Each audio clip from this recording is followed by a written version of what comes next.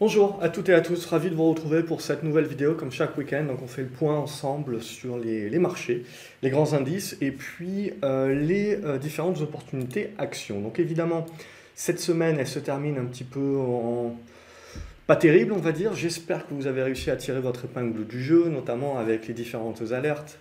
Alerte à la volatilité, hein, c'est plutôt ça qui est important. Le marché s'est réveillé, maintenant tout le monde parle de taux, etc., avec toutes les théories à droite à gauche. C'est toujours le même problème, hein. Rappelez-vous, il n'y a pas une vérité, il n'y a pas une façon de voir les choses. Il y a des scénarios et il y a des horizons de temps. Parce qu'on peut se dire là, pour dire à court terme, il y a d'autres avis à long terme. Je vais essayer d'expliciter tout ça, mais globalement, si vous suivez la chaîne, si vous suivez les vidéos que je publie, vous avez la globalité quand même de tout ce qu'on a pu exprimer ces dernières semaines, voire derniers mois, voire une bonne année déjà en anticipation sur le cycle des matières premières déjà. Mais globalement, le marché s'est réveillé de sa digestion cette semaine et on a eu donc pas mal de prorata assez fort évidemment, mais voilà un petit peu ce qu'on va pouvoir se dire. Donc ce qui m'intéresse à ce stade-là, c'est, avant de revenir au taux, on va parler du CAC 40. Donc notre CAC 40 a plutôt été résilient tout au long de la semaine, grâce notamment aux valeurs cycliques, notamment aux valeurs pétrolières. Le pétrole continue de monter, on va y revenir.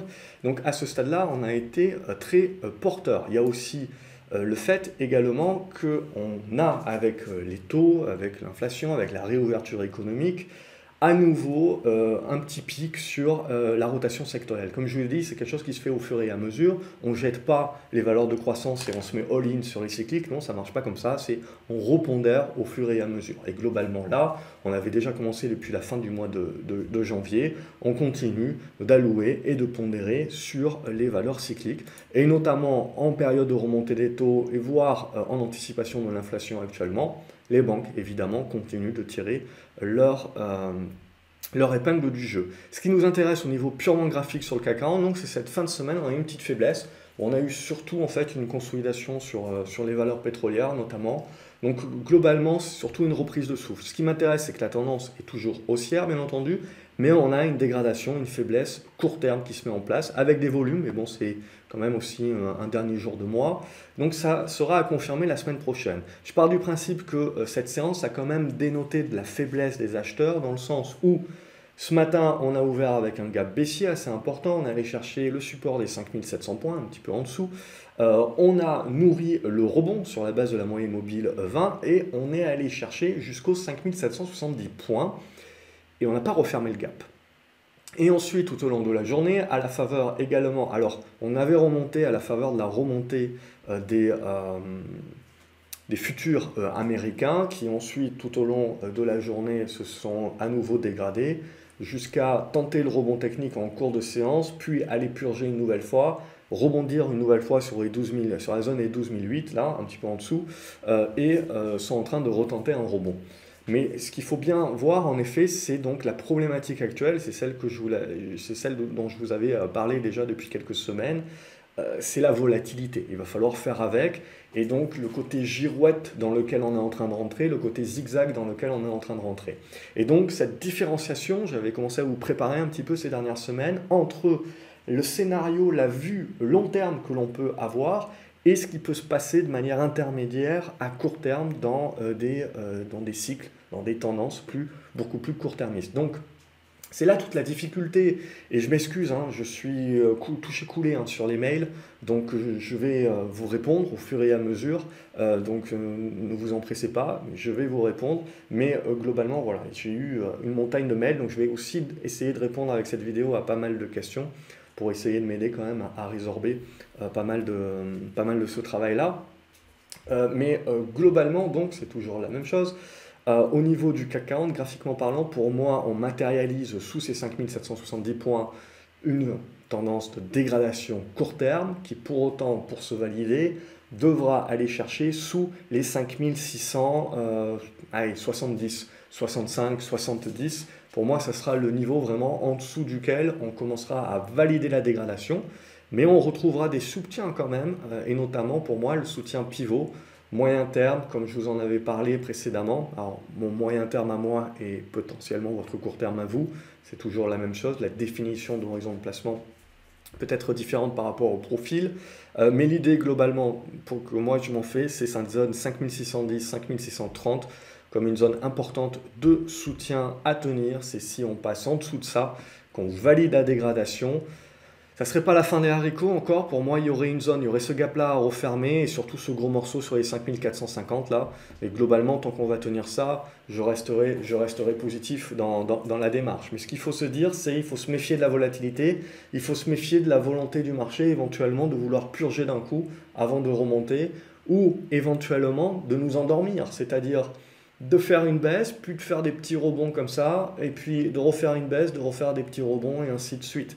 Donc pour moi, à ce stade-là, on valide la dégradation court terme. Il faudra voir la semaine prochaine comment on acte cette dégradation-là, en dessous des 5700 points. Et pour moi, le gros morceau qui sera intéressant à voir, c'est cette zone comprise entre les 5610 et 5630.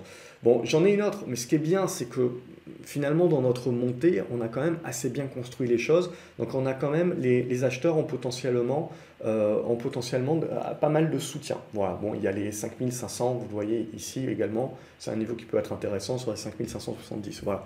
Mais on voit, globalement, on a quand même pas mal de niveaux qui peuvent servir de soutien. Par contre, voilà, c'est clair qu'à court terme, un petit peu plus sur la défensive, on fait un petit peu plus attention. Ensuite, évidemment, le CAC 40 est résilient grâce à ses cycliques, parce qu'il n'a pas beaucoup de tech. Et on a vu donc évidemment la remontée des taux, ça re-questionne aussi les valorisations que l'on octroie aux valeurs technologiques. Pourquoi? Parce que les profits futurs qu'on va actualiser dans la valorisation d'une société, eh bien avec une inflation, avec des taux qui remontent également, on va les ajuster différemment et donc ils valent moins. Au contraire d'actifs beaucoup plus tangibles qui eux sont plus résilients et qui avec une remontée des taux et une remontée de l'inflation également vont avoir également une surenchère par rapport à leur valorisation et en tout cas vont créer une espèce de refuge entre guillemets, mais on va dire de protection également. Donc c'est pour ça voilà, qu'on a ce parallèle-là qui est fait. Mais comme je vous ai dit, on ne jette pas tout d'un côté pour prendre du all-in. De la même manière, pour qu'il n'y ait pas d'ambiguïté, il y a valeur de croissance et valeur de croissance. Il faut faire la différence aujourd'hui et ne pas confondre avec 1999, la bulle des technologiques. Aujourd'hui, toutes les valeurs de croissance, vous avez beaucoup de valeurs de croissance, et les GAFAM notamment, qui font des chiffres monstrueux, qui font des profits, etc. Donc évidemment, ce n'est pas à comparer avec la boîte lambda qui a déjà une valorisation de 5 milliards, voire 20 milliards, et qui ne fait pas de chiffres, qui n'a encore sorti aucun produit, et qui potentiellement est juste monté en épingle via un SPAC, etc. Donc là aussi, vous avez à l'intérieur d'un panier, il ne faut pas tout jeter évidemment, il faut en fait devenir plus sélectif. Je vous en avais parlé dans différentes vidéos, je pense qu'en 2021, et on l'a, il faut être sélectif, beaucoup plus sélectif qu'auparavant. Et de la même façon, sur les valeurs value, pas toutes les valeurs value sont bonnes à acheter, parce que d'une part, il y a souvent une raison pour laquelle une valeur est considérée comme value, c'est-à-dire qu'elle cote en dessous de ses capitaux propres, ou qu'elle a un certain nombre d'actifs, etc., et qu'elle est intéressante par un certain nombre de ratios de valorisation. Elle peut être tout simplement en train de dégrader sa valeur et donc de détruire de la valeur. Et donc si la société n'est pas capable également de remédier à cela, elle continue de détruire de la valeur et donc en fait le marché anticipe en la valorisant moins que ses actifs parce qu'il anticipe déjà qu'elle va continuer de dégrader de la valeur. Donc là aussi, il y a value et value. Il faut faire attention aussi à la value qui est super endettée avec les taux qui remontent.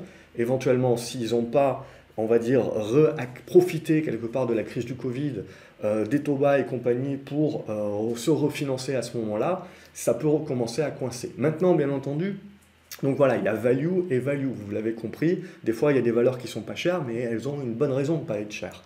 C'est qu'elles remonteront potentiellement jamais la pente. Par contre, il y a d'autres valeurs qui sont pas chères, qui sont cycliques, on a vu également, qui vont profiter éventuellement de la réouverture économique, qui ont des actifs, donc qui peuvent avoir un socle également de valorisation, ce qu'on appelle une marge de sécurité.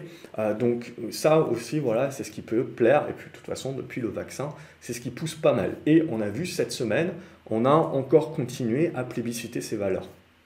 Qui plus est, à continuer dans cette rotation, alors qu'on dégage un petit peu de profit sur les valeurs tech, on va les réinjecter. Donc, c'est là où c'est très intéressant, parce que quand on va regarder les taux, on se dit les taux sont en train de remonter, très bien. Pourquoi? Parce qu'on anticipe l'inflation qui sera créée par la réouverture économique. Évidemment, les États et les banques centrales ont injecté des milliards et des milliards. Les foyers également, parce qu'on a été cloisonnés chez nous, ont sauvegardé un paquet de cash. Là, je vous apprends rien. Et l'idée qu'on se fait tous, moi le premier, c'est que éventuellement, lorsqu'on sera relâché, que le Covid, éventuellement, on ne sait pas si ça sera vraiment terminé, on aura peut-être juste une phase avant une nouvelle variante ou une nouvelle phase peut-être à l'automne 2021, j'en sais rien. Mais globalement, sur ce relâchement-là, sur la réouverture, on peut avoir des dépenses de soulagement. Et donc bien entendu, là, ce que l'on voit, et moi j'étais toujours très positif là-dessus, c'est qu'on aura donc une croissance des PIB, croissance de la consommation, et donc forcément, ça se fera aussi avec de la création d'inflation. Mais quand on dit forcément, il faudra attendre, parce que là, ce que l'on est, en fait, c'est dans de l'anticipation. Donc l'inflation n'est pas encore créée, on commence en effet sur quelques entreprises, quelques statistiques à voir qu'il y a de l'inflation, notamment dans les coûts, mais c'est essentiellement parce qu'on a cette inflation dans les matières premières, qui est aussi donc une anticipation de l'inflation, mais qui est aussi une anticipation du scénario qu'avec les milliards qu'on injecte, le dollar, en scénario long terme, est baissier. Et donc, c'est favorable aux matières premières, c'est favorable aux marchés émergents notamment. Mais comme je vous le dis tout le temps, on peut discuter de ce scénario à long terme, de cette vision long terme, et qui ne change pas. Mais il faut comprendre qu'à court terme, on peut rentrer dans une sorte de zigzag, on peut rentrer dans des cycles intermédiaires. Et donc, ce qu'il faut se dire avec cette hausse des taux, c'est qu'on se retrouve justement à un moment où on a acté en effet la peur des taux, le fait que ça peut nous chambouler, mais attention, hein, aux États-Unis, on est à 1,5. Donc c'était le moment, je vous en avais parlé, c'était le moment pour moi où on commençait un petit peu à en parler. On a commencé à en parler déjà à 1,30, mais globalement, on a eu la dégradation et c'est allé crescendo. Et ce qu'il faut bien se dire, c'est que ça reste quand même du 1,5. C'est-à-dire que pour moi, on n'est pas encore à des niveaux où on va se poser des questions sur la réallocation des actifs. On n'est pas en train aujourd'hui de se dire l'obligataire est en train de redevenir intéressant pour que je vende mes actions et que j'aille chercher de l'obligataire. Non, je ne pense pas. Et ça serait de toute façon problématique dans le sens où on ne sait pas quelle va être la croissance économique qui va être dégagée éventuellement de cette réouverture, et donc on ne sait pas l'inflation que l'on va créer. Et en parallèle de ça, donc on ne sait pas jusqu'où les taux peuvent monter, et donc plus les taux montent évidemment, et plus le prix des obligations baisse. Donc acheter des obligations maintenant, c'est faire le pari que finalement on a atteint un plafond. C'est assez anticipé à ce stade-là.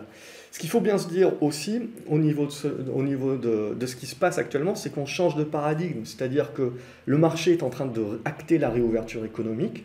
Donc c'est-à-dire qu'à aujourd'hui, toutes les statistiques économiques qui vont ressortir bonnes, donc moins de chômage, plus de consommation des ménages, etc., c'est autant de statistiques qui vont valider le scénario inflationniste et donc valider le scénario de remontée des taux et donc faire mal éventuellement encore aux actions et aux valeurs technologiques. Mais attention, si on fait trop mal aux valeurs technologiques, n'oubliez pas qu'un portefeuille qui a des valeurs technologiques et des valeurs cycliques, eh bien, potentiellement, s'il prend trop mal sur les valeurs technologiques, il peut être amené à devoir solder des valeurs cycliques également, et donc on peut avoir de la baisse sur les valeurs cycliques en effet de contre-coup parce que on aura des appels de marge sur les valeurs technologiques, où on aura besoin de renflouer les comptes, on aura besoin de renflouer les couvertures, etc. Donc vous pouvez avoir ce type d'arbitrage. Donc il ne faut pas croire que les cycliques vont être la protection magnifique.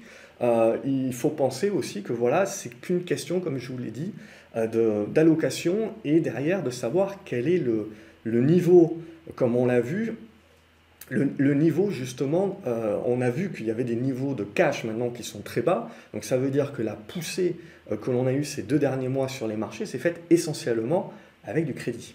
Et donc à un moment donné, lorsque vous prenez votre revers, vous prenez votre appel de marge, il faut soit trouver de l'argent neuf pour pouvoir renflouer les caisses, soit on est dans l'obligation de solder des positions. Alors on peut solder les positions de la tech d'une manière un peu plus mode panique, mais on peut aussi aller chercher à vendre des actifs sur lesquels on est en profit pour essayer de se récupérer. Donc il ne faut pas penser que c'est forcément un système de vase communicant et que ça marche à 100%. Donc n'oubliez pas ça. Donc pour moi, voilà l'élément qui est vraiment important, de bien comprendre que dorénavant, potentiellement, les bonnes nouvelles finalement économiques seront vendues, et les mauvaises, c'est-à-dire tout ce qui nous fait penser qu'éventuellement, bah, c'est pas demain la veille qu'on va réouvrir l'économie, ou on va encore le repousser, ou alors, même si on réouvre, ben, les consommateurs, potentiellement, on n'en sait rien, mais ils sont pas enivrés. Alors, je ne le pense pas, mais c'est toujours une possibilité. Donc on est bien dans aujourd'hui un caractère d'inflation anticipée. Donc les taux sont en train de monter d'une manière anticipée. Donc c'est pour ça qu'on rentre dans un milieu un petit peu girouette, un milieu un petit peu zigzag, dans le sens où ça va se faire maintenant, on va acter ce scénario long terme avec des aléas de court terme en fonction des stats, en fonction de ce que machin il dit, etc. Voilà. Et donc ce qu'on a bien également validé de par Powell, c'est également le fait que lui, il est prêt à accepter de l'inflation supérieure à 2% avant de contrôler. Donc leur but, c'est déjà d'acter, et ils le répètent, à aujourd'hui, il n'y a pas d'inflation et il n'y a pas de reprise économique actée. Donc son boulot avant d'agir, et ça il l'avait dit l'année dernière, et c'était un point sur lequel j'avais appuyé, c'est que les banques centrales à aujourd'hui n'anticiperont plus l'économie. Ils vont y réagir. Ce qui m'a fait dire déjà il y a un an que du coup, s'ils y réagissent, comme il y a toujours 6 mois, 9 mois entre les moments où ils décident des choses et le moment où ça a un impact sur l'économie, ça veut dire qu'il va falloir s'attendre également à un décalage, et potentiellement entre le moment où on décide quelque chose, l'économie a encore 6 mois pour passer en mode surchauffe. Donc ça, c'est les éléments. Après, ce qu'il faut bien se dire aussi, c'est que la banque, ce n'est pas dans l'intérêt du monde aujourd'hui dans lequel on est, d'avoir des taux longs qui remontent trop haut, trop fort, trop vite, hein. Donc là aussi, c'est là où à un moment donné, si tel devait être le cas, les banques centrales interviendraient. Ça serait quelque part une nouveauté, puisque pour le moment, ils interviennent sur les cours, sur les taux courts, mais à ce stade-là, on pourrait se dire que, évidemment, parce que ça déstabiliserait, ça déstabiliserait la liquidité de la dette, etc. Et donc, quand on commence à toucher au crédit, on commence à toucher également aux entreprises qu'on vient juste de sauver à court de milliards. Donc, ça serait une autre problématique. Mais pour l'instant, ce qu'on se voit, c'est que c'est le marché qui anticipe ça. On n'a pas encore de réalité. Et donc du coup, quand on a ce marché qui anticipe ça et qu'on n'a pas encore de réalité, on a ce genre de choses qui arrivent. Parce que vous allez me dire, mais l'or, c'est pas normal. Si les taux remontent, ça veut dire que le marché anticipe l'inflation. Et si le marché anticipe l'inflation, bah, il devrait faire monter l'or également. Et là, ce que l'on voit, il y avait ce support-là dont on avait parlé des 1770 $. Je vous avais dit, pour moi, il est fragile. Il va casser, il va créer la capitulation. Capitulation qui va faire dire à tout le monde, grosso modo, bah, l'or, c'est n'importe quoi, ça monte pas finalement, c'est pas une protection contre l'inflation, etc. Et encore une fois, ça sera une vue sur une tendance court terme, alors que la tendance de long terme, le scénario long terme sur l'or, sur les matières premières, est intact. Mais il faut donner le temps au temps, et vous avez toujours des constructions intermédiaires. Et donc là, pour moi, du coup, on a la baisse qui est en train de s'activer. Ce qui va beaucoup m'intéresser, c'est ce retour sur la zone là des 1700 $. On a cette zone des 1670 $ également, avec une belle oblique haussière. Bref, c'est plutôt cette zone-là. On peut aller en dessous également, parce qu'on voit qu'on n'a pas trop construit, donc il y avait un certain nombre de niveaux. Mais c'est ce type de niveaux-là qui vont m'intéresser, et qui pour moi, au moment où à court terme on semble capituler, à long terme, on rentre sur des niveaux qu'on peut trouver fort intéressants dans une perspective de portefeuille, de scénario long terme, comme on en discute déjà depuis de longs mois.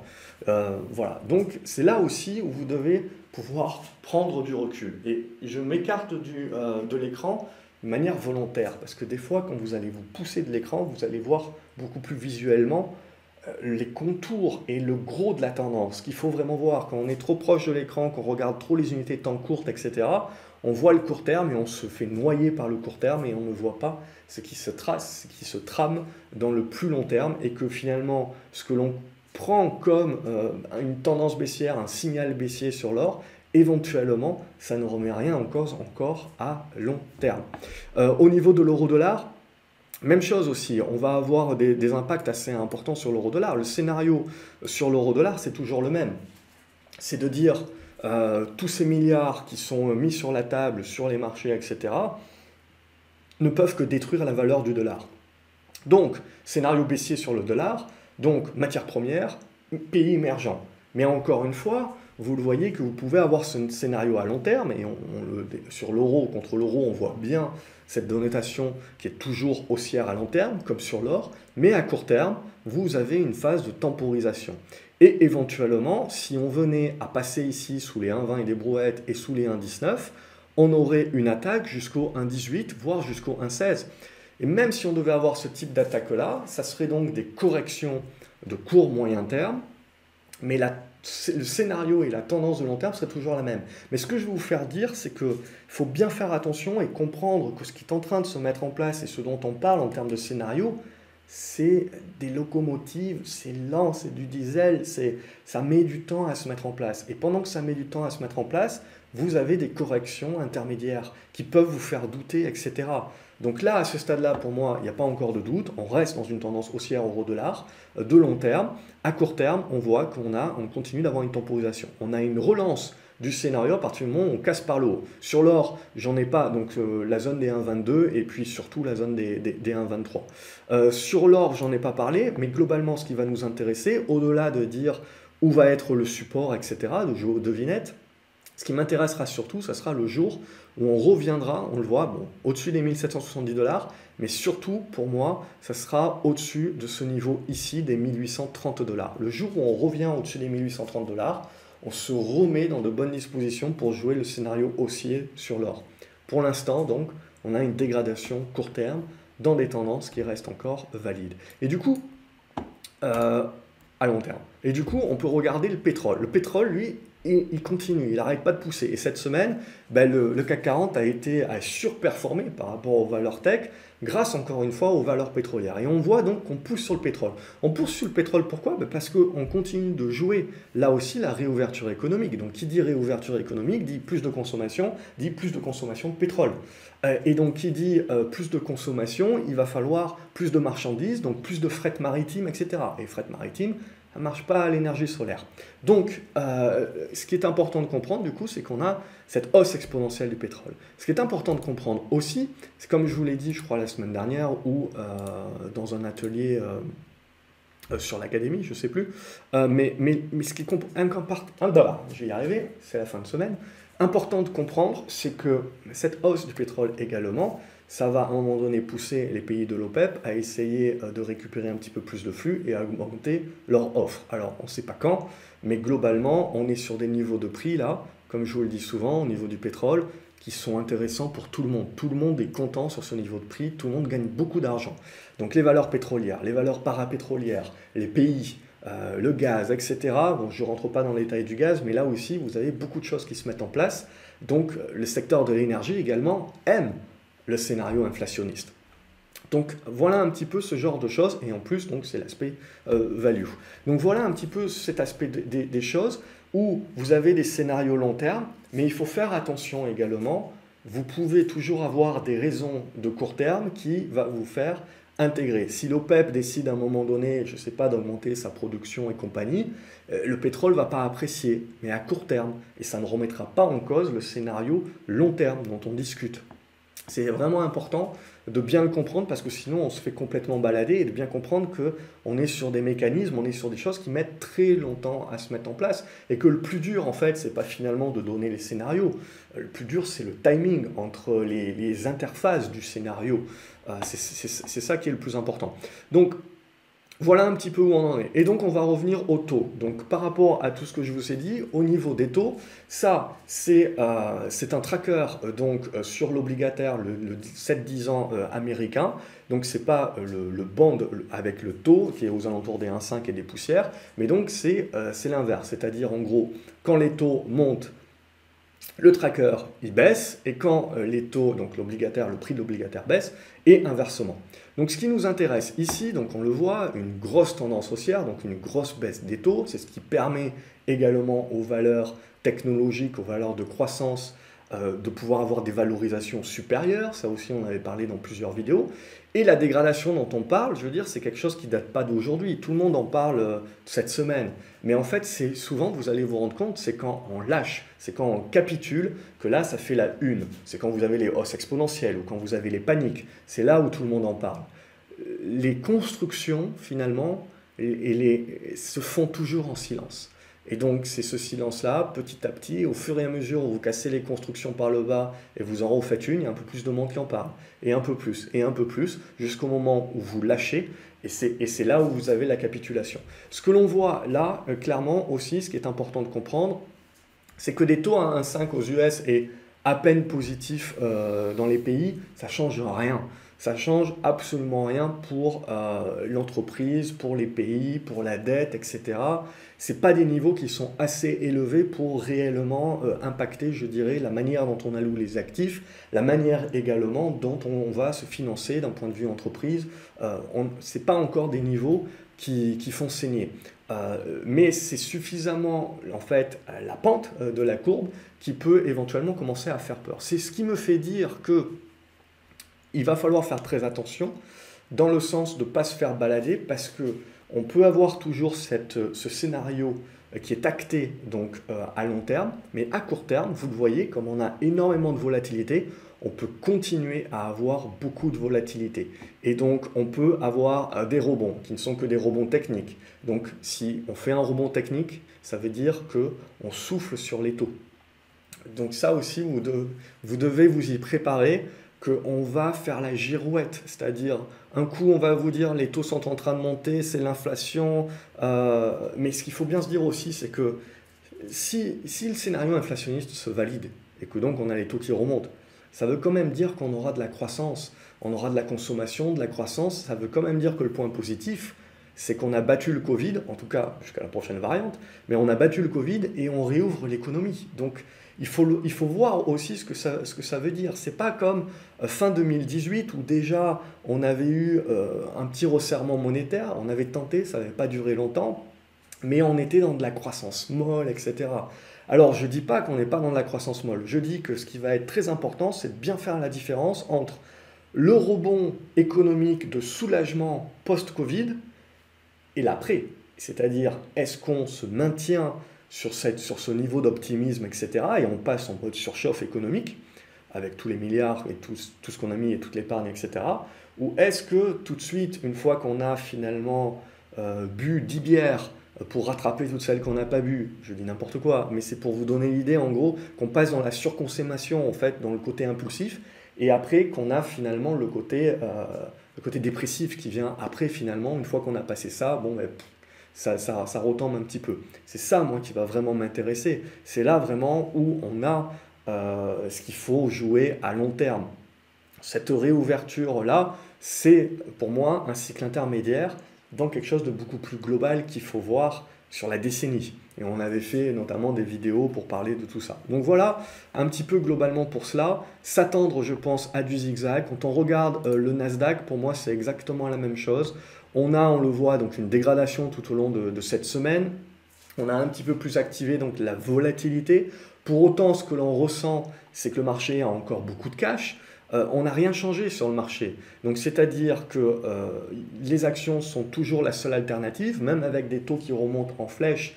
Il n'y a pas aujourd'hui de réflexion à se dire sur une réallocation de l'obligataire, si ce n'est pour perdre de l'argent, mais dans le sens où, parce qu'on est en négatif, et puis si l'inflation remonte, alors je ne vous explique pas également la problématique sur l'obligataire, parce que ça aussi, on a les taux qui remontent, c'est très bien, mais si l'inflation remonte sur toutes les vieilles obligations, vous allez avoir des taux réels également négatifs.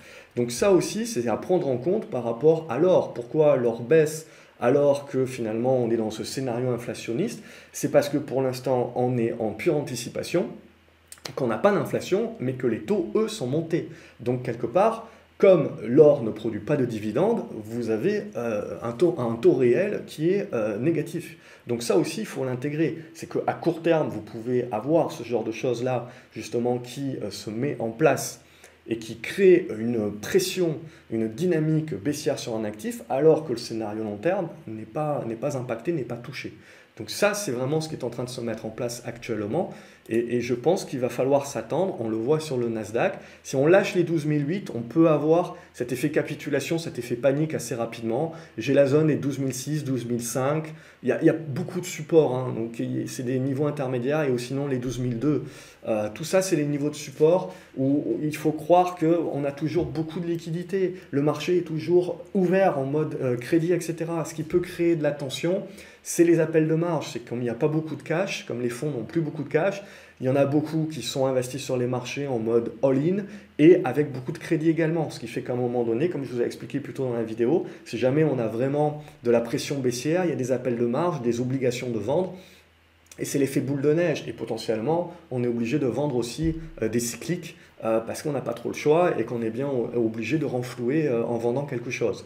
Donc c'est la même raison également qui peut pousser certainement à vendre aussi de l'or. C'est qu'à un moment donné, alors pas actuellement je pense, mais si jamais on devait avoir une panique, etc., on peut être obligé, poussé de vendre de la couverture aussi, des actifs qu'on a en couverture, pour résorber un petit peu les appels de marge à droite qu'on a à droite et à gauche. Ça, c'est quand le marché il est hyper avec un gros levier comme il est actuellement. Et donc la crainte, c'est la volatilité, je vous en ai déjà parlé. Voilà, j'oublie forcément des choses, etc. C'est toujours pareil. J'essaye de vous en donner un maximum en un minimum de temps. On pourrait en parler des heures.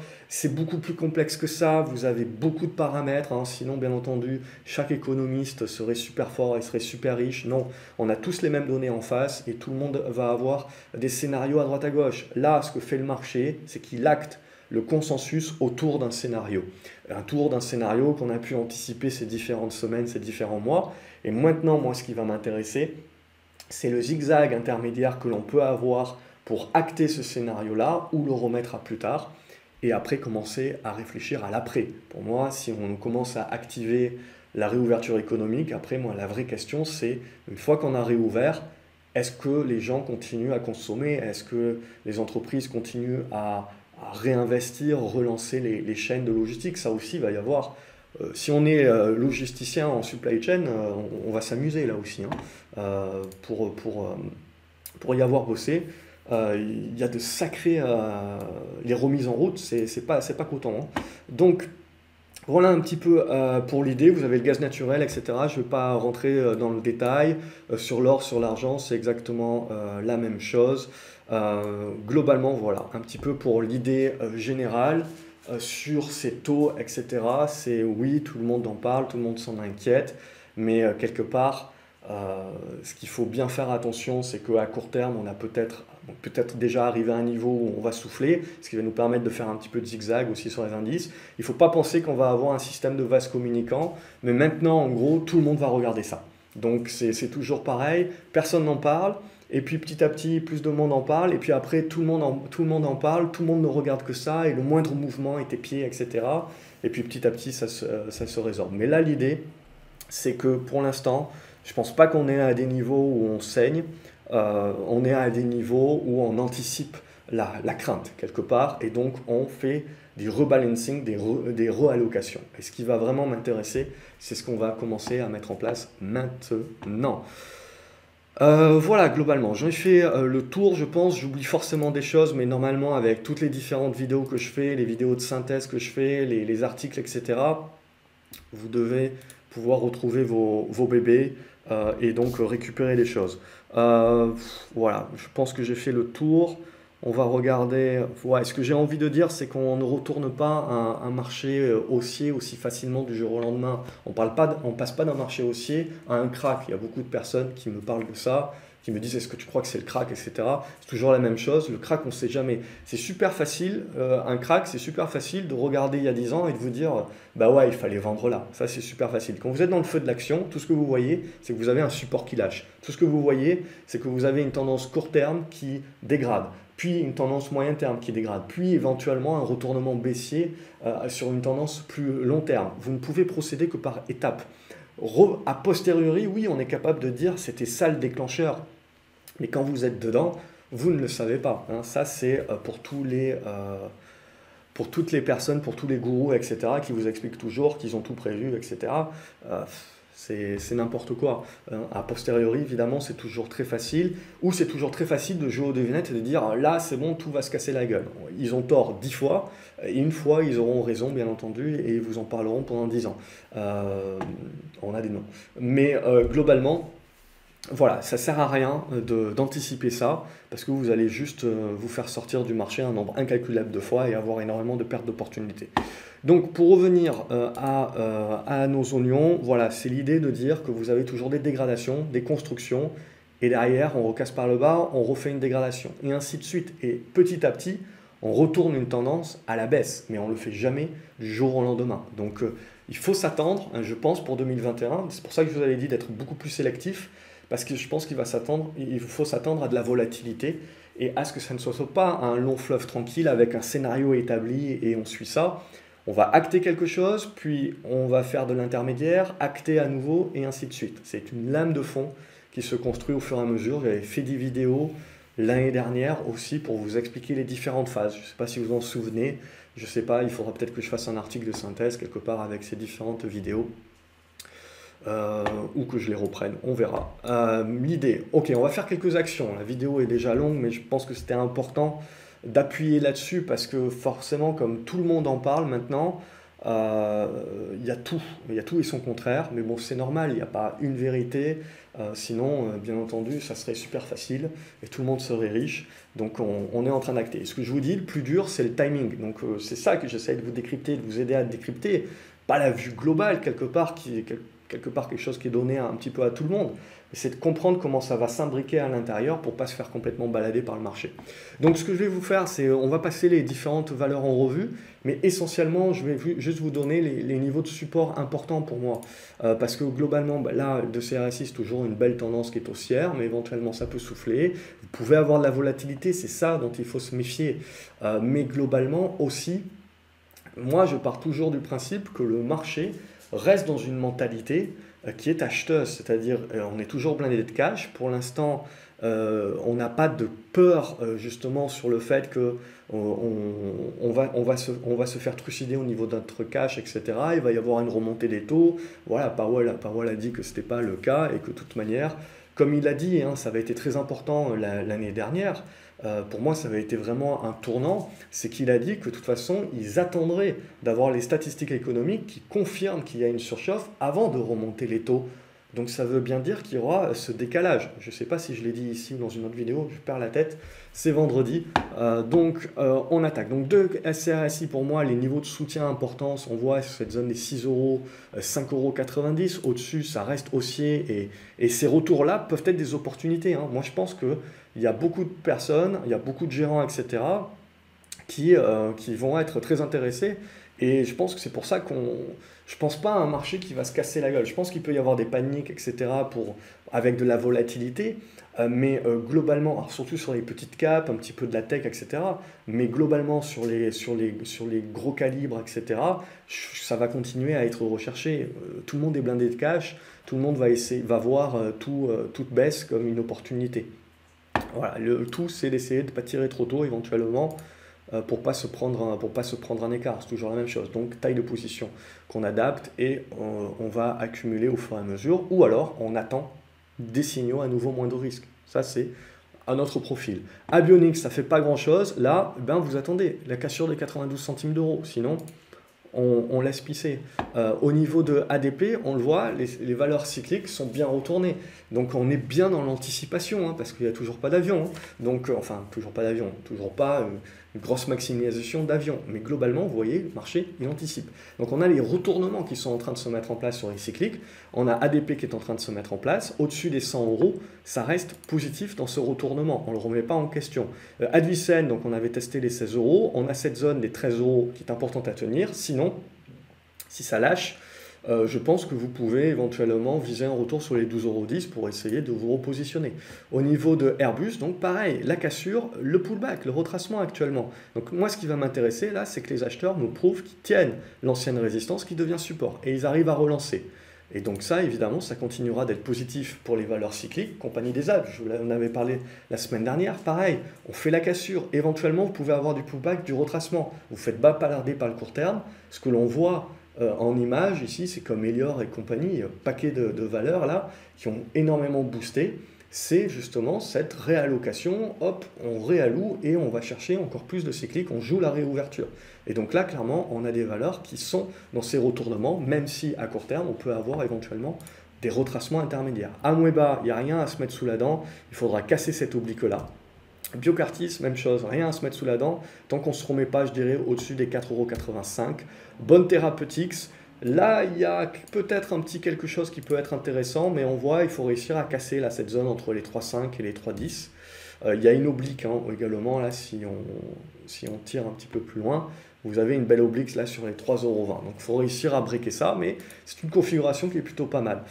Carrefour, on est en train plutôt de sortir par le bas, mais on a validé au passage la résistance, donc si on veut redevenir positif sur Carrefour, en mode moindre risque, c'est dépassement des 15,20 €. Ou sinon, là, on a une zone de soutien, je dirais aux alentours des 14,20 €, qui serait une zone qui serait pas mal à tenir. Céliade, pas grand chose à se mettre sous la dent, tant qu'on n'arrive pas à dépasser franchement les 6,80 €. CGG, on est en train également de consolider, mais la figure est très belle, la congestion est très belle. Donc là aussi, on est dans ce retournement. Il manque la validation de la cassure par le haut, notamment la zone des 1,02 à 1,05. Au niveau de Claranova, là, c'est un petit peu moins beau. On est encore dans une figure, mais on est en train de jouer plutôt le bas. Donc pour moi, au niveau du soutien, on a ici, on voit cette zone-là des 6,40 € qui a plutôt réagi aujourd'hui, mais on a quand même pas mal dégradé à court terme. Donc pour moi, il n'y a pas de relance de la tendance haussière tant qu'on ne repasse pas au-dessus des 6,80 €, 7 € qui peuvent servir de signaux d'achat. Sinon, on est en mode attente. Sinon, on peut être aussi en mode épuisette, c'est-à-dire on est en mode gourmand et on profite éventuellement d'une panique du marché si elle devait advenir. Le niveau pour profiter de cela, je serais tenté de dire, c'est la zone des 6 €. Au niveau de Crédit Agricole, donc ce que l'on voit sur toutes les bancaires, c'est qu'on n'a pas attendu pour jouer le scénario remontée des taux, remontée de l'inflation. Ça, c'est des choses qui font du bien aux valeurs cycliques, mais notamment aux valeurs bancaires. Et donc, on voit que le mouvement était quand même initié depuis un long moment par les actionnaires qui avaient donc anticipé plus que les obligataires. Mais globalement, en fait, ce que l'on voit, c'est que les obligataires ont déjà anticipé depuis longtemps, mais la capitulation a vraiment eu lieu cette semaine. C'est ça qui est vraiment important de comprendre pour pas se dire que c'est un truc qui vient de tomber cette semaine. C'est pas vrai. C'est quelque chose, c'est la digestion, c'est la construction, quelque chose qui se met petit à petit en mouvement, et après vous avez la cassure, et c'est là où vous avez la tendance d'une manière beaucoup plus intense. Donc voilà pour au niveau de Crédit Agricole, d'un point de vue moyen terme, au-dessus des 11 €, ça reste positif. Là aussi, on peut avoir des consolidations, évidemment, parce qu'on a fait quand même un run de 20-25%, voire plus. Donc on peut consolider. Danone également, on consolide. Je pense qu'on a une bonne zone là aux alentours des 55-60 et des poussières comme zone de soutien à tenir. Deltadron, c'est beaucoup plus spéculatif. On est en train de revenir sur une zone de soutien à tenir. Donc là aussi, on a un paquet de valeurs qui reviennent sur des zones de soutien. Il faut les tenir. Si on les lâche, bon, ben, vous laissez tomber. On remet tout ça à plus tard. Des Richebourg, là aussi, on a une petite consolidation intermédiaire, mais rien de bien méchant. On a cette zone de gap. Tant qu'elle tient, on peut éventuellement relancer. Si on lâche, on passera dans une construction éventuellement un petit peu plus longue, on voit, avec ce support oblique là. Alors, il n'est pas super bien tracé, mais dans l'idée, à moyen long terme, on va rester positif au-dessus de ces 5,60 €. Au niveau de Emova, là aussi, vous avez pas mal de volatilité sur ce type de petit dossier, donc il faut faire attention. Éventuellement, vous pouvez fonctionner évidemment par épuisette, et là, on pourrait se dire, la choper sur les 1,35 €, ma foi, c'est pas mal. Eramé, donc on avait eu une belle poussée également suite à la cassure de cette oblique, une poussée bien spécu, alors pas spécu, mais forte, en mode volatile.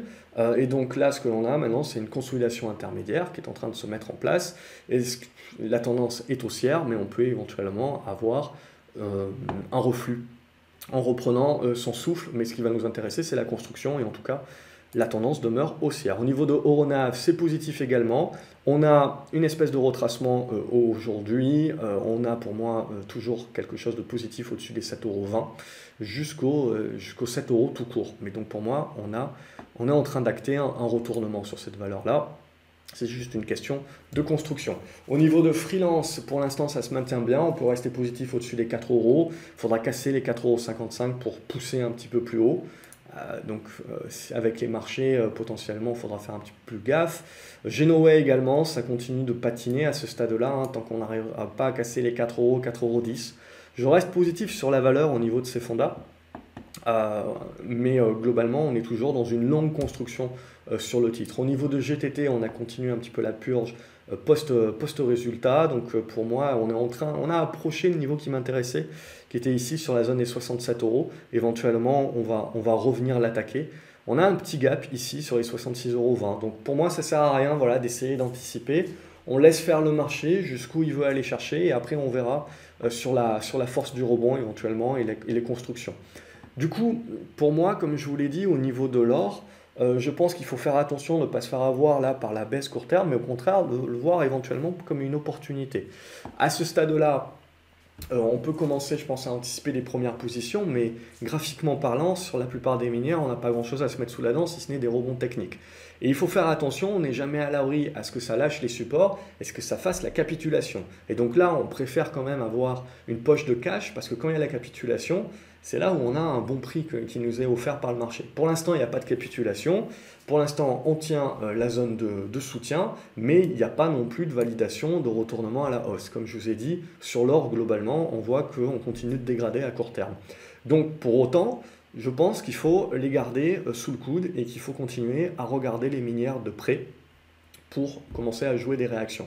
Il y a un petit gap ici qui éventuellement pourra servir d'objectif, mais sinon, pour parler de retournement et commencer à y voir un petit peu plus clair, on le voit sur un Money Gold par exemple, il faudra redépasser les 4,20 $. Ibrigenix, on avait parlé déjà depuis quelques semaines, on a vu une première poussée au milieu du mois, la conso, et là aujourd'hui on a fait la deuxième poussée. Je vous avais donné 36-37 centimes d'euros en objectif.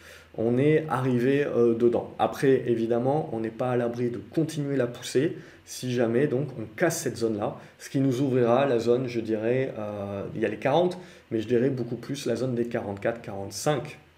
Mais déjà, je trouve que 36-37, c'est un bon niveau. Par contre, les volumes me laisseraient joueur quand même pour voir jusqu'où elle peut éventuellement aller. Vous avez la mer qui est DGM également à regarder, qui est pas loin du break. Inat Pharma, on a tenu le support oblique aujourd'hui, donc on continue de rester dans la figure, mais il n'y a pas non plus énormément de choses à se mettre sous la dent, tant qu'on ne repasse pas, je dirais, au-dessus des 3,80 €, 3,90 €. Là, on se remettra un petit peu mieux. Intrasens, pas grand-chose à se mettre sous la dent également, tant qu'on ne break pas la zone des 1,30. LVMH, donc on voit un petit peu de dégradation court terme qui se met en place. Le moment où je dirais que ça commence à faire mal, parce que la pondération du luxe est énorme dans le CAC 40, c'est le moment où vous lâchez les 500 €. Pour l'instant, voilà, c'est de la conso à ce stade-là et on construit. Par contre, si on lâche les 500 €, potentiellement, il faudra faire attention à l'illusion des indices boursiers, c'est toujours la même chose, parce que si vous avez le secteur du luxe qui commence un petit peu à corriger, le CAC va tirer la gueule, même si éventuellement les valeurs cycliques continuent d'être résilientes. Donc c'est là aussi, il faut faire attention aux conclusions hâtives que l'on peut faire sur la seule base des indices. Au niveau de Neoen, on a eu un sacré prorata. L'idée, là, c'est qu'on est revenu dans une zone de soutien. On a tenté les rebonds, on voit que les rebonds ne sont pas super forts non plus. Donc en gros, ce que le marché est en train de nous valider, c'est que pour avoir un rebond un petit peu plus puissant, il faudra commencer par dépasser les 50 €, les 50 €, 50,20 €. Au niveau de NetGem, on est toujours dans une belle construction. Là, c'est le dépassement des 1,50 € qui va nous intéresser. Sinon, en termes de petites capes, comme on peut éventuellement jouer des paniques et des mèches, on peut éventuellement jouer cette zone-là des 1,25 et des brouettes, sinon jusqu'au 1,20 éventuellement. Ça reste des dossiers qui sont très propres fondamentalement et encore dans la perspective long terme. Nextedia, on est en train de construire également, on laisse vivre, on a quand même des réactions, ce qui prouve qu'on a des acheteurs. Là, en l'occurrence, on voit sur la zone des indices, par exemple. Et petit à petit, on va construire les figures. Là, on voit qu'éventuellement, il y avait cette oblique-là. Donc, tant qu'on ne va pas revenir au-dessus, ça va rester un petit peu compliqué. Donc, il faut aussi apprendre à laisser les valeurs un petit peu plus construire. Nicox aussi, il faut apprendre à la laisser un petit peu plus construire. On a pas mal dégradé aujourd'hui. Pour autant, on a trouvé quand même quelques acheteurs. Donc, petit à petit, en fait, on a des figures qui sont privilégiées par le marché. Je pense que là, on a la bonne oblique résistance. Donc, l'idée, c'est de se dire, le vrai signal, c'est le dépassement, on voit, de cette zone des 4,65 €. Au niveau de Novacid, ça fait trop rien, c'est plutôt neutre. Mais on devrait avoir éventuellement Un rebond à jouer, un rebond plus ou moins fort, je dirais, vers la zone des 9,60, 10 euros, sur dépassement de cette oblique, donc dépassement des 8,50 euros et des brouettes. Au niveau de Orange, ça continue de construire également. Ce qui nous intéresse là, c'est le dépassement des 10 euros, 10 euros 10. Et un vecteur également, c'est le dividende, hein. Donc Orange, comment vous avez énormément de dividendes. Je ne sais plus dans quelle vidéo j'en ai parlé, mais on a quand même de beaux dividendes sur pas mal d'actions.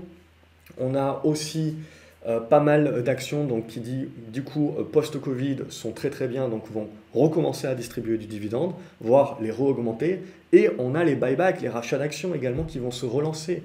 Donc ça aussi c'est des catalyseurs, c'est des choses qui me font dire que les taux, même à 1,5, même à 2, ça ne change pas encore l'allocation des actifs, hein. On n'est pas en train de prendre peur sur les actions pour aller chercher de l'obligataire.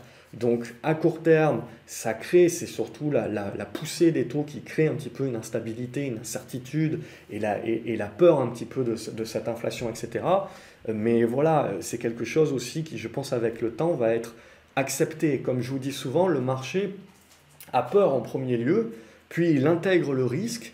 Et au fur et à mesure, du coup, il a de moins en moins d'impact par rapport à quelque chose, au risque qui est identique. Là, évidemment, plus les taux vont continuer de monter au-delà des 1,5, plus le marché va rejouer à se faire peur. Mais on peut croire également qu'il va y avoir des périodes un petit peu de construction aussi, où on va jouer au zigzag, comme je vous ai dit un petit peu plus tôt. Au niveau de Poxel, on continue de jouer également un petit peu au support qui est pas loin de lâcher. Là, l'idée, c'est vraiment d'attendre les 7,10 €, 7,20 € maintenant pour vraiment avoir un signal. Quantum également, c'est plutôt neutre. C'est un dépassement des 5 € qui vous déclenche la relance. Sinon, on peut avoir une dégradation, hein, qui nous permet de revenir sur les 4 € sous la zone des 4,30 €. Au niveau de Ribert, pas grand-chose, c'est dégradé aussi. C'est vraiment un dépassement des 1,60, 1,65, 1,70. Sanofi, ça continue d'être dégradé. On est en train de sortir un petit peu le support par le bas, là. On peut le tracer autrement, globalement, mais on voit que la pente commence à être un petit peu plus pentue. Néanmoins, je pense que là, sur la zone des 74 €, on arrive sur une zone de soutien. Donc ça reste à confirmer et à ne pas anticiper. Mais globalement, c'est une zone où on peut penser que Sanofi va trouver un petit peu de soutien. Il faudra le valider, que le marché le valide, bien entendu. Mais globalement, sinon, au point de vue signal, on n'a rien à se mettre sous la dent tant qu'on est sous les 79. Serge Ferrari, c'est en train de construire aussi. Là, voilà, on a validé une résistance supplémentaire et donc toujours cette longue figure. Donc toujours pareil, une cassure par le haut avant de déclencher la suite. SMCP, on est toujours là sous une oblique descendante qu'on a testé, essayé de traverser. Pour l'instant, on est en train de construire. Mais là, globalement, au-dessus des 4,75 €, on va rester positif. Société Générale, ça se porte bien comme l'ensemble du secteur bancaire. On n'est pas à l'abri d'un reflux éventuel de prise de profit pour X ou Y raison, parce que vous aurez éventuellement un reflux sur les taux, donc on va remettre à plus tard le scénario inflationniste, donc éventuellement on va se mettre à vendre également, on va se mettre à revenir sur la tech pour jouer le rebond, se mettre à prendre des profits un petit peu sur le bancaire, etc. Et ça, c'est des mouvements court terme. Ça ne change pas le scénario de long terme, c'est des mouvements court terme. Il faut bien l'intégrer. Mais bon, éventuellement, là pour moi déjà, on a un gros support maintenant aux alentours de la zone de 19 €. Sur local, pas grand chose à dire, si ce n'est qu'il faut tenir la zone des 2,90, 3 € pour éventuellement relancer. Technicolor, même chose, sur les 1,90 € important. Il y a les niveaux, il y a les 1,70 également qui peuvent vous servir de soutien. Technip, on a eu un bon rebond technique qui permet de valider une zone de résistance. On voit, hop, si j'arrive à tracer droit, dans l'idée sur les 7,20 € et les brouettes, mais déjà les 7 € c'était un bon objectif. Je n'ai pas réussi à tenir ma position jusque-là. Mais globalement, ce qui va m'intéresser maintenant, c'est éventuellement la construction pour continuer de suivre Technip. Thales également, le retournement qui est en train de se mettre en place. On reste positif au-dessus des 76 €. Terra Nexus, on a eu du volume aujourd'hui et on continue de faire de la mèche haute. Notamment, on voit qu'on a validé à quelque chose près l'ancien support ici qui devient résistance. Donc il faudra vraiment réussir à déborder ce niveau-là pour commencer à acter une volonté de retournement sur Terra Nexus, mais bon, il y a encore pas mal de boulot. Au niveau, donc les 10 € en support, au niveau de Total, même chose, on a fait, enfin pas même chose, on a fait une belle poussée, on est en train de refluer, on a cette zone-là des 37,80 qui devrait pouvoir servir de soutien à tenir, en tout cas, Unibail Également, on est en train de bien construire, on est en train de revenir au contact de la résistance, donc pourquoi pas casser par le haut, ce qui nous permettra de continuer à jouer le secteur. Au niveau de Valeo, là par contre, on a la dégradation qui continue, j'ai envie de la voir comme ceci, en biseau descendant pour l'instant. Hop, évidemment j'ai viré la mauvaise, mais voilà, vous avez compris l'idée, c'est dans l'idée comme ceci. Donc on est en train de construire dans cette zone-là. Évidemment, pour relancer la tendance haussière, il faut revenir au-dessus des 31 € et des brouettes. Sinon, globalement parlant, le soutien, il est ici, dans cette zone-là des 28, 29. C'est si on lâche ces niveaux-là qu'on commence un petit peu à dégrader trop fort et qu'on reviendra sur cette zone-là. Hop, on a un gros morceau là sur cette zone 26, 25 et des brouettes. Mais globalement, voilà, pareil, c'est des titres qui restent en construction. Donc en gros, pour résumer, ce qu'il faut bien comprendre, c'est qu'une fois que vous avez les grosses tendances qui se sont mises en place, eh ben, il faut pas mal s'habituer. Il ne faut pas croire que la bourse, c'est que des trucs qui partent à la hausse ou à la baisse dans tous les sens, mais très rapidement. Il y a des phases, on va rentrer dans des phases de temporisation, des phases de construction, et je pense, c'est encore un petit peu tôt évidemment pour le dire en ce moment, mais une fois qu'on aura passé cet épisode-là où on est en train de réacter un petit peu, de faire des réallocations par rapport aux différents scénarios, je pense qu'on va voir les titres commencer à rentrer dans des phases de construction un petit peu plus nettes, notamment la tech. Et puis on avait eu ces phases de construction, on l'a vu sur les cycliques qui maintenant sont en train de bien casser par le haut. Éventuellement, on surveillera les retracements, donc tenir les anciennes résistances pour les faire devenir support et donc pour continuer à valider que le marché joue la reprise économique. Comme je vous l'ai dit, tant qu'on va jouer cette reprise économique, on peut avoir une tension sur les taux à chaque fois, 4 matins. Pour moi, on n'est pas à des niveaux encore où on saigne, comme je vous ai dit, mais on est à des niveaux, on a des arbitrages évidemment qui se font. Donc, on va continuer de le regarder, bien entendu, puisqu'au fur et à mesure, on va continuer d'avoir ce type d'arbitrage. Donc, à l'intérieur d'un scénario long terme, je pense que cette année 2021, ça va être également pas mal de zigzags. Et c'est ça, c'est là où je vous disais, on est en train de mal s'habituer dans des grosses tendances poussives. C'est que la bourse aussi, c'est parfois des larges zones de consolidation, de congestion, de construction. Et on le commentera au fur et à mesure ensemble si tel est le souhait du marché d'aller vers cela. Voilà, j'espère que la vidéo était claire, plus longue que d'habitude, je ferai plus court la prochaine fois, mais je pensais là, vu toutes les questions que j'ai reçues, malgré toutes les vidéos que j'ai pu faire, bon voilà, je pense que ça peut faire du bien aussi peut-être de répéter des choses. Bien entendu, je ne peux pas tout dire, il y a toujours des points sur lesquels on peut être pointilleux, plus pointilleux, etc. Mais le but, c'est de vous donner une espèce de synthèse quand même, quelque chose que vous pouvez... qui peut être actif et que vous pouvez utiliser directement dans votre façon de cheminer et qui va être une grosse fonction également de votre profil et de votre horizon de placement. C'est ça clairement qui fait toute la différence. Donc pour ne pas se faire balader à court terme et bien comprendre que les choses s'imbriquent au fur et à mesure et tout ça, ça prend du temps. Je vous souhaite un excellent week-end. N'oubliez pas de liker, partager la vidéo, ça fait plaisir de vous voir de plus en plus nombreux et donc de vous voir également commentez, si vous avez des questions, n'hésitez pas, je ferai tout mon possible pour vous répondre. En tout cas, je les lis tous. Sachez que je les lis tous et qu'ils me servent à un moment donné ou à un autre dans une vidéo, dans un article et pour faire une réponse, etc. ou appuyer plus précisément sur quelque chose. Donc tous les commentaires sont utiles, même si je ne vous réponds pas et j'en suis désolé par avance. Excellent week-end à vous les graphes. N'oubliez pas de vous abonner, comme ça vous ne loupez pas les vidéos que je fais en milieu de semaine également. J'essaye de vous donner quelques clés supplémentaires pour pas trop surcharger cette vidéo, même si cette semaine, j'ai pas réussi. Allez, bon week-end et à lundi. Salut.